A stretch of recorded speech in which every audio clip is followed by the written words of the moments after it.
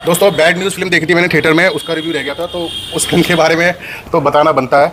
Film का नाम है बैड न्यूज़, और ये बैड न्यूज़ जो भी फिल्म की कहानी है या जो लोग हैं उनकी जो मानसिकता है, मेंटल लेवल है, वो कहीं से भी ऐसा फील नहीं हुआ कि इंडिया का है।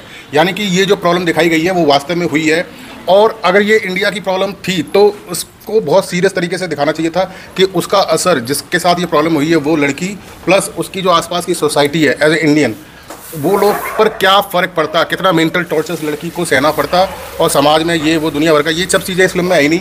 ऐसा लगा कि हीरो हीरोइन और कैरेक्टर सारे इंडिया के हैं, लेकिन जो सोच है वो अमेरिका की है, अमेरिका के समाज की, अमेरिका के देश की है। वहाँ के लिए बहुत नॉर्मल बात होगी, लेकिन अपने इंडिया के लिए बहुत बड़ी बात है। और बैड न्यूज़ फिल्म का नाम है, और मुझे ये लगता है कि बैड न्यूज़ जो यंगस्टर हैं, जो नए युवा लोग हैं, उनके लिए सबसे ज़्यादा बैड न्यूज़ है। देखो दोस्तों, सिंपल सी बात है, आपके सपने पूरे हों या ना हो, आपकी नौकरी लगे या ना लगे, आप सफल हों या ना हो, लेकिन आपका शरीर हर साल बूढ़ा हो रहा है। तो जो चीज़ समय पर अच्छी लगती है वो उसको आप रोक कर, यानी कि जो उम्र आपकी 18 से 25 साल तक की है उसको ब्रेक करके, मतलब कंट्रोल करके, और कंट्रोल तो कोई नहीं करता है, लेकिन उसके बाद भी सामाजिक तौर पे कंट्रोल करके कि शादी नहीं करेंगे, पहले सपने पूरे करेंगे, आपकी उम्र निकल जाती है। और जब आप सफल भी हो जाते हो तब आप देखो कि मशीन द्वारा बच्चे पैदा करें, मशीन द्वारा टेस्ट ट्यूब द्वारा बच्चे पैदा करें, बहुत ही ज़्यादा कॉम्प्लेक्सन हो जाता है। आप थोड़ा सा गूगल सर्च करके देखो कि कितनी प्रॉब्लम आती है ज़्यादा उम्र में बच्चे पैदा करने की। अच्छा, अमीर लोग तो क्या करते हैं कि अपने एग फ्रीज कर लेते हैं, तो उनको टेंशन नहीं है, वो कभी भी शादी करें उनके बच्चे तो होंगे ही होंगे। लेकिन जो नॉर्मल ऑडियंस है वो क्या है कि अगर फिल्मों के चक्कर में आ जाती है तो उनके पास तो ज़्यादा पैसा नहीं है एग फ्रीज करवाने का, तो वो तो नेचुरल तरीके से ही बच्चा पैदा करेंगे, तो उनके बच्चे होने में भी समस्या आती है। और वो समस्या का जो दर्द है वही कपल महसूस कर सकता है जिसके बच्चे नहीं हो रहे हैं। तो जो उम्र है शादी की, उसका तो सबसे बेस्ट यही है कि 25 साल तक हो ही जानी चाहिए, ताकि सब कुछ नॉर्मल, आराम से, कुदरती, प्राकृतिक तरीके से बच्चे हो जाएं नेचुरली, मतलब बिना किसी दर्द चिल्ल के।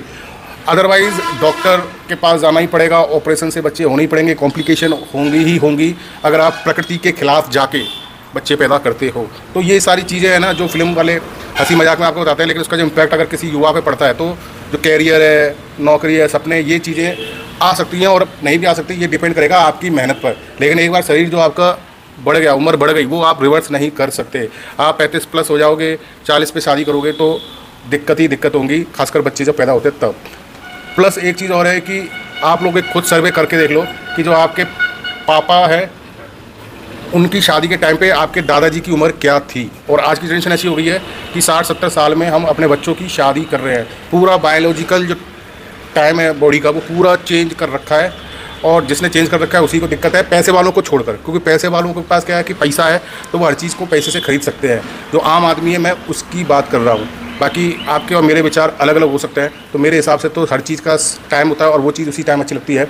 मजबूरी या परिस्थितियाँ चाहे अलग हो सकती है सबकी, लेकिन बेस्ट टाइम यही है कि 25 तक शादी हो जाए, बच्चे हो जाए, 30 तक बच्चे हो ही जाने चाहिए। मतलब 30 के बाद तो शादी कर लो तो मजबूरी अलग बात है, लेकिन फिर वो मज़ा नहीं रहता है।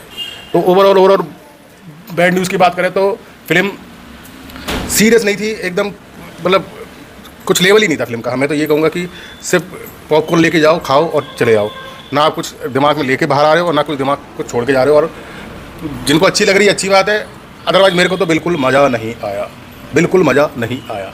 तो दोस्तों बस इतने के बारे में। जय हिंद, वंदे मातरम।